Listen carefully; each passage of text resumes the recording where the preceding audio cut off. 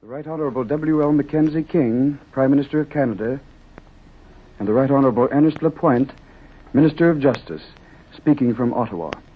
Le Très Honorable Mackenzie King, Premier ministre du Canada, et le Très Honorable Ernest Lapointe, ministre de la Justice, parlant d'Ottawa, le Premier ministre. The Prime Minister. For months, indeed for years, the shadow of impending conflict in Europe has been ever present. Through these troubled years, no stone has been left unturned, no road unexplored in the patient search for peace. Unhappily for the world, Herr Hitler and the Nazi regime in Germany have persisted in their attempt to extend their control over other peoples and countries and to pursue their aggressive designs in wanton disregard of all treaty obligations and peaceful methods of adjusting international disputes. They have had resort increasingly to agencies of deception, terrorism, and violence. It is this reliance upon force, this lust for conquest, this determination to dominate throughout the world, which is the real cause of the war that today threatens the freedom of mankind. The fate of a single city, the preservation of the independence of a particular nation, are the occasion, not the real cause of the present conflict.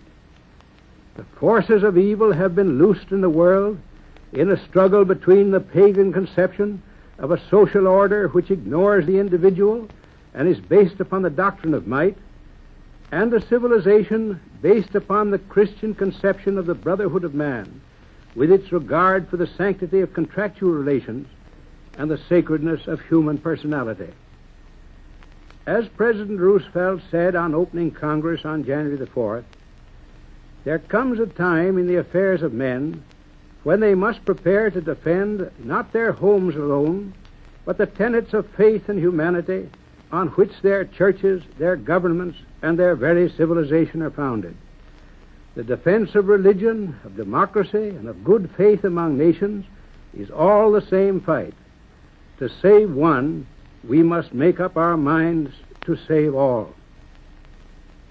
This, I believe, is the position in which all nations that cherish free institutions, individual liberty, and social justice find themselves today.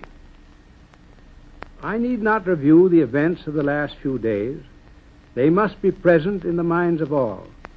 Despite her unceasing efforts to preserve the freedom of Europe, the United Kingdom has today, in the determination to honor her pledges and meet her treaty obligations, become involved in war.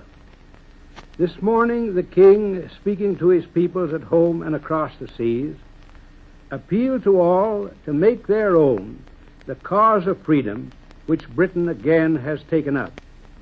Canada has already answered that call. On Friday last, the government, speaking on behalf of the Canadian people, announced that in the event of the United Kingdom becoming engaged in war in the effort to resist aggression, they would, as soon as Parliament meets, seek its authority for effective cooperation by Canada at the side of Britain. As you are aware, I have all along felt that the danger of war was such that Parliament should not be dissolved, but be available to consider any emergency that might arise. Parliament will meet on Thursday next. Between now and then, all necessary measures will be taken for the defense of Canada. Consultations with the United Kingdom will be continued. In the light of all the information at its disposal, the government will then recommend to Parliament the measures which it believes to be the most effective for cooperation and defense. That Parliament will sanction all necessary measures, I have not the least doubt. Already I have received from the Leader of the Opposition and from representatives of the other parties in the House of Commons assurances of their full appreciation of the gravity of the situation and of their desire to see that such measures are adopted as in the present crisis will best serve the national interest. Our first concern is with the defense of Canada. To be helpful to others, we must ourselves be strong, secure, and united. In anticipation of a state of war, the government has already availed itself of the provisions of the War Measures Act to take all essential measures for the defense of our coasts, our land, and our people. As has already been announced, the militia of Canada, the Naval Service, and the Air Force are already on active service. This morning, these measures were supplemented by others, including the proclamation of the Defense of Canada regulations. Measures have also been taken to prevent profiteering in the necessaries of life. Of the latter measure, my colleague, the Minister of Labour, will speak to you in a moment. In what manner and to what extent Canada may most effectively be able to cooperate in the common cause is, as I have already stated, something which Parliament itself will decide. All I need to add at the moment is that Canada, as a free nation of the British Commonwealth, is bringing her cooperation voluntarily. Our effort will be voluntary. The people of Canada will, I know, face the days of stress and strain which lie ahead with calm and resolute courage. There is no home in Canada, no family, and no individual whose fortunes and freedom are not bound up in the present struggle.